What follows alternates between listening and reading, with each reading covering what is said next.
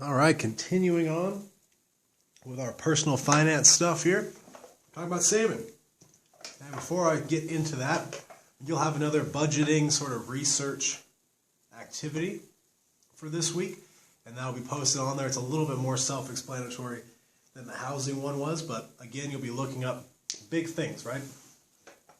Buying a car, getting insurance for that car, paying for utilities, right? Paying for cell phones, paying for gas and electric, paying for sewage, paying for garbage pickup and stuff like that, so you can get better at budgeting as you grow up, right? Other thing you got to think about too is food, right? How much does it cost to feed you? And you got to extrapolate that out. If it costs this much per week, how much does that cost for a year? So that'll be the next thing that you're going to work on. Now, saving for the future. One of the most important things for you to understand right now, as you're going to graduate and get into the workforce or get into college or whatever, is how important it is to start saving now. Okay? So, what do you need to save for? Number one, an emergency fund. We're going to talk more about that, but very, very important. Some people call it a nest egg. Some people call it rainy day money or whatever. You need to have some money set aside, just in case. I mean, think about the situation we're in right now. Right? We've had 10 million unemployment claims in the last 2 weeks. Lots of people losing their jobs. Thankfully, probably not to the extent that I think they should be involved, but at least the federal government's doing something at this point. States are doing something to try to help these people that are getting unemployed. We've expanded unemployment benefits and all that sort of stuff, but that's not enough, right? If this were to last longer, or if, say, that company that you worked for that laid you off, even though you're getting unemployment right now, maybe they're not going to last and there's not going to be a chance to go back to them or whatever, right? Maybe some industries are going to completely change. You need to have money so that you can survive, not be homeless, not lose everything. That's the emergency fund. You want to save for big things like a house, like a car, etc. You want to save up for fun stuff like a vacation or for Christmas or other holidays or whatever you might celebrate, whatever you want to spend money on, right? Maybe you're going to move, maybe move to the Eastern Slope or something, or you move to a city that has a professional sports team. Maybe you really want to have season tickets. Maybe you love that team. Maybe you love the Nuggets or something. That's something you want to save for, right? College fund for your kids if you want to have kids or whatever, right? Retirement. This one's super important for you to get on as quickly as you can. The more you save now, the more you'll have when you retire. And you want a bunch of money to retire on. And I can see here a typo that I put in there. You'll want as much possible when you retire so you can enjoy those years. You might need a cane, but you want to save money so you can enjoy your retirement years. I know there's a goal out there, at least it was when I was young, to have $1 million, right, through your retirement stuff to survive from age 65 on until whenever it is you die.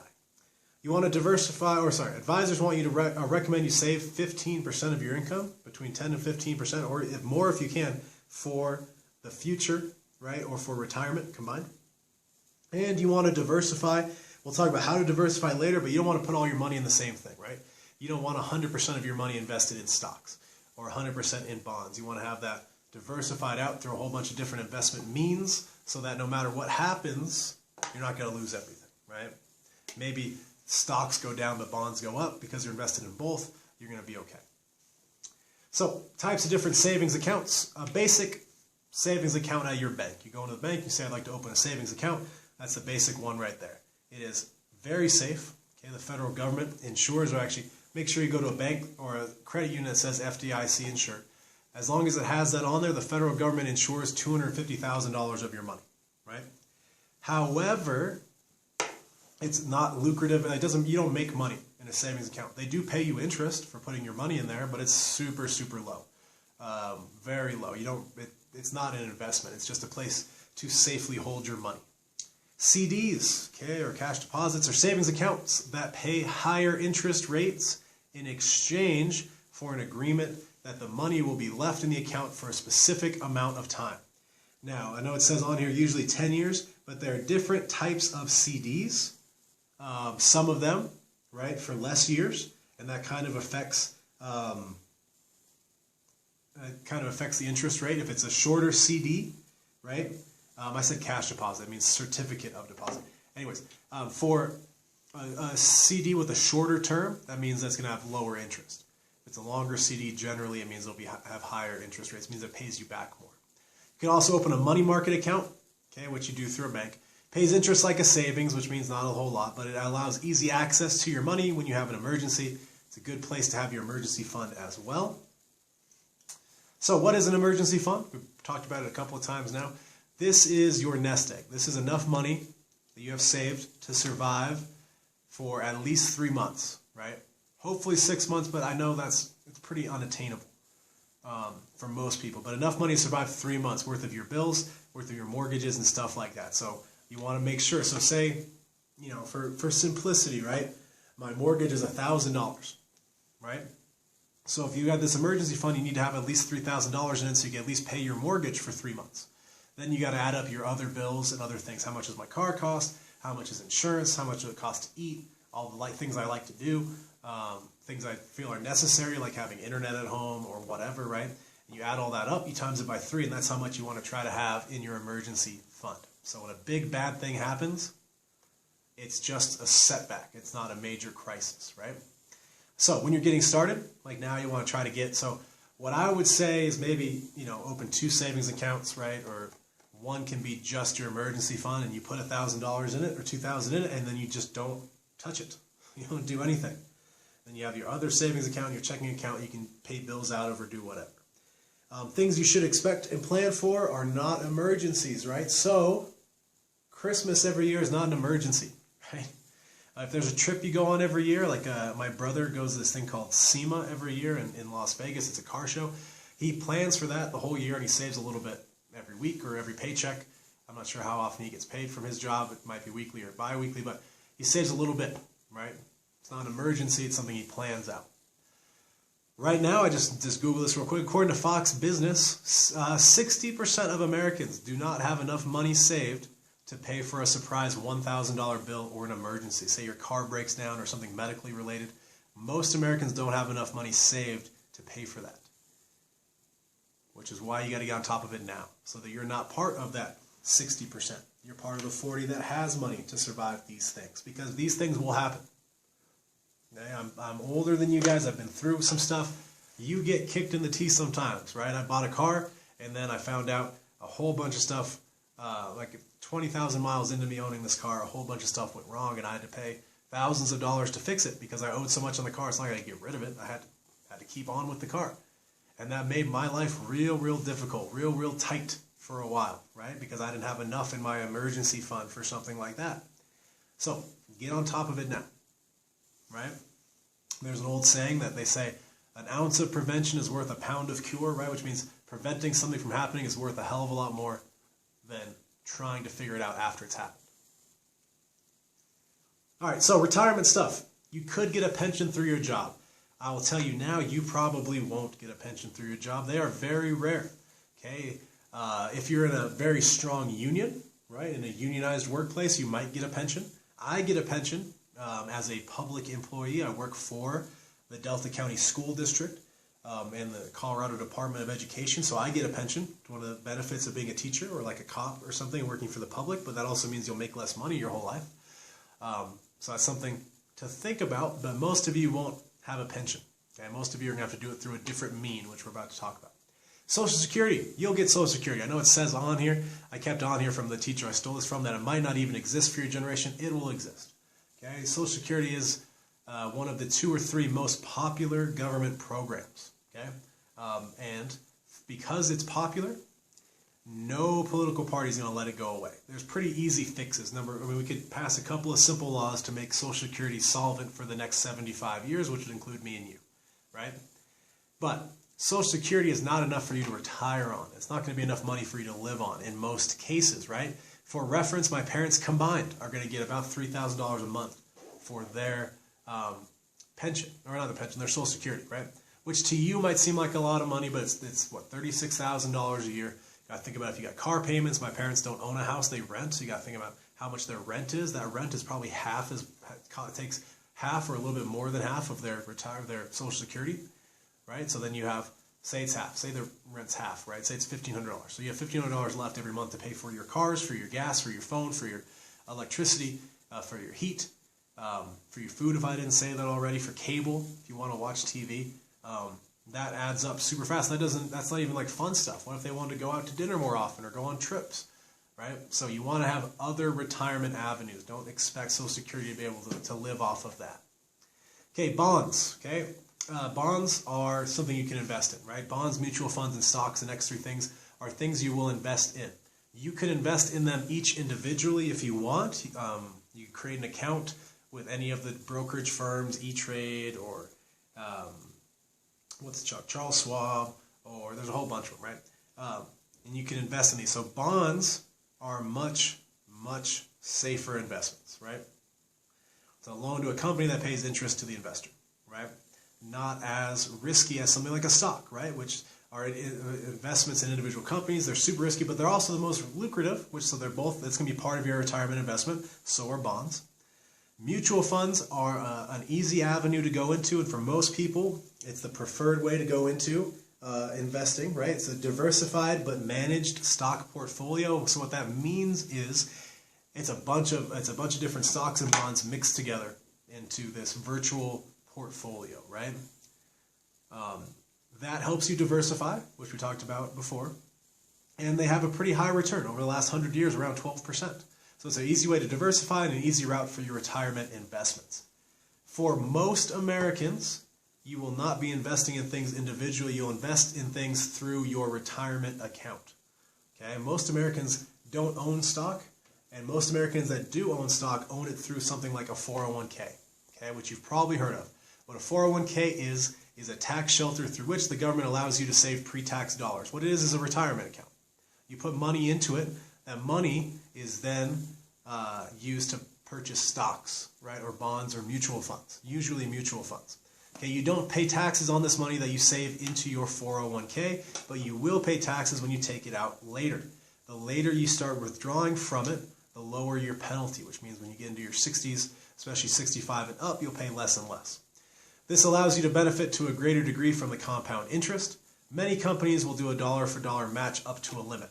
401ks are pretty good. They're definitely not as good as a pension is, but they cost a heck of a lot less for a company to run, right? Pensions, so I'll go back for a second. A pension, basically, so we'll use a teacher as an example, right? So depending on when you became a teacher, you get a pension.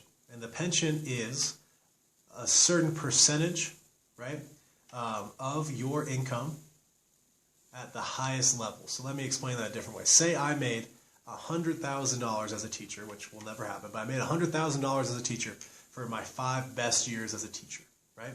So they average out those 5 years, right? And I was a teacher, say, for 40 years, right? So they say, well, for every year you're a teacher, you get 2% of your highest 5 years, right? So I was a teacher for 4 years, so 4 times 2 is 80. So I get 80% of the average of my 5 highest years, and my 5 highest years were all $100,000, so I get $80,000 a year. That's a lot of money to pay out, right? And it's awesome for workers, right? It's awesome for the people that get pensions, but it's a lot of money to pay out. 401ks push more of that burden onto the person, onto the employee, and away from the employer. So some companies will match dollar for dollar, right? So my old school district matched 5% of whatever I put into a 401k aside from my pension, right? But paying out 5% right, every year is a lot better than paying out 80% later on, right? So most companies, and by most I mean like 98% of companies that are financially able to offer 401k programs, right? You don't necessarily get to pick each individual stock you invest in 401ks, but you do get to tailor it to your risk preference, right? Do you want to invest in riskier things like stocks or safer things like bonds? You get that option, right? There's a contribution limit. This year it's set at $19,500 that you can put into your 401k. Most of us won't get that close to putting in the max, but you do want to be contributing to it, and we'll talk about how here in a second. 403b is the same concept as a 401k. It's usually for government workers, and usually you don't get a match from your employer. There are some differences. I'm not going to go through it fine point by fine point because it's not as prevalent as a 401k. What you do want to do, though, is when you get a job, they're going to give you a pamphlet probably that shows you all the different retirement options, and you want to research all of them. Okay, the 457 plan is another very popular retirement option, things to look into once you get one of those jobs. A Roth IRA will be the fourth and final of our super popular retirement tax shelter type things. So, Roth IRA, you put money into it, and you don't pay any taxes on it, right? The money grows tax-free and can be withdrawn tax-free as long as you withdraw it at a certain date, and that's defined by your generation, right? But it's after 65, 66, 67 years old. As long as you wait that long to pull it out, you don't pay any taxes on the money. There is a yearly limit. That yearly limit is $6,000 this year, and it changes from year to year. When I was in college, it was $4,000 a year. Now it's $6,000 a year. This is a very good option if you can leave your money in there for 40 years, right? Because when you start it, you should start it in your 20s, but it's going to be 40 years till your 60s before you can pull any of it out. It is a great idea because there's no tax penalties for you putting it in there. There's a really big penalty if you withdraw, though, from an IRA, right? A stiffer penalty in your 401k. You can withdraw money from your 401k. I should have said that before. You can do that, but you pay taxes on it. From an IRA, you pay a penalty and taxes, right? So I have one. I don't put a ton of money in there. I only put $50 a month into my IRA, and I buy these mutual funds that track one of the big stock markets. So it's easy. And it's an easy way to put away money for your retirement. It's an easy way to get a bunch of compound interest for your retirement eventually. So I would recommend doing these. They're really easy to set up. I do mine through E-Trade because it was recommended to me, but there's other companies that do it. But this is a very popular way to save for your retirement. All right, things to think about. The last slide for today, things to think about. So the rule of 72 we talked about before. If you divide 72 by an interest rate, it tells you how long it'll take your money to double, right? So 72 divided by 12%, which we got for mutual funds, it will take 6 years for your money to double in that investment. Just something to think in the back of your head. More important stuff to think of, though, okay? Super important for you to start saving for your retirement as soon as you get a real job, right? You obviously, I worked at a city market as a bagger, and then as throwing freight, and then in one of their little gas stations. I did that between the ages of 15 and 19, and then I got a better job, right? I was making, when I started, it was $6.05 an hour, and by the time I was done, it was like $9 an hour. You can't really save for retirement on that kind of an income, right? But as soon as I got a real job as a teacher, then you can really start saving money, right? So what this means is hopefully you go to college, you go to a trade school, either of those are great, right? I want you to go get a certificate of some kind to make sure you get a better job. Once you get that first big boy, big girl job, they will give you all this information for your 401k and for other savings avenues. You need to start setting up a direct withdrawal of between 7 and 10% of your money and have it go directly into that retirement account. Whether it's a 401k, they'll direct deposit it out of your paycheck and into that 401k. It makes it real simple on you, or whatever other ones you want to do. So I, right now, am in the Colorado pension program. But on top of that, I put some money into a 401k, and on top of that, to the side, I put some money into an IRA, so I can get more than just one income when I retire. The reason that this is effective, and my dad recommended it to me, and he's a financial planner, is that you won't notice that you're not getting this money because, for my example, right, I worked at a Starbucks, and I was an aide at a high school, right? I was making $12 an hour at Starbucks. I was making like $10 an hour as an aide, right? So not very much money. I become a teacher, and I go from making that to making, my first year in Utah was like $32,000, which is more than I had made in my entire life ever in a year. So my dad says, hey, you're going to take 7%, and it's going to go straight into your 401k. And you know what? Even having that 7% of every paycheck go away, I was still making more than I had ever made. So I didn't miss that money. I didn't know, I didn't get used to spending that extra 7%. And it went straight into my 401k so it could compound and I could have more money when I retire. This is especially important if your company will match your contributions. So my old school district would match 5% of whatever I put in. So I put 7% in. So 7% of my own, they match 5% of that. So I'm actually getting 12% into my retirement account. If your company will match your contributions, you should automatically always put in at least the amount they will match. So you're working for the ABC company or whatever, right? And they tell you they will match 5% of your 401k contributions. You should always put in at least 5%. Then it doubles. It doubles to 10%. And now you're into the range where financial analysts want you to be, saving 10% for your retirement at least, right? So some simple tips there to get ahead on retirement. You do not want to try to catch up on this when you're in your 40s or 50s. or else you're going to be working until the day you drop dead. And you don't want to do that. You want to have some time to go and enjoy and travel around and all of that. So, all right, that's it for saving for the future. There will be an activity. It'll be on there, and then some more videos this week. So until next time.